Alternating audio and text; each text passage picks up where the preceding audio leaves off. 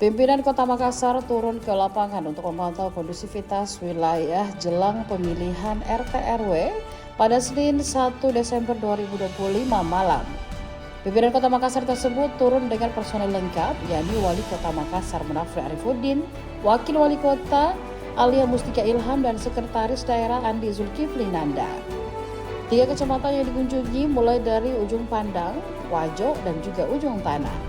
Kunjungan berlangsung sekira pukul 20.30 waktu Indonesia Tengah. Dalam arahannya, Api mengingatkan pemilihan tingkat akar rumput harus menjadi ajang memperkuat persaudaraan, bukan memicu konflik.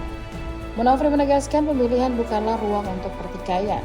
Bahkan pemilihan RT dan RW ini bukan tempat untuk saling gotok-gotokan, bukan untuk saling siku-sikuan.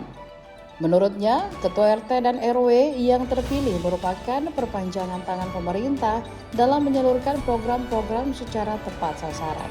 Karena itu mereka harus berasal dari lingkungan sendiri, dikenal masyarakat, serta memahami kondisi wilayah.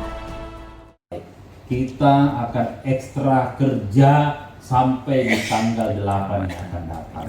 Tapi puncaknya adalah di tanggal 3 nanti, sampai tanggal 4.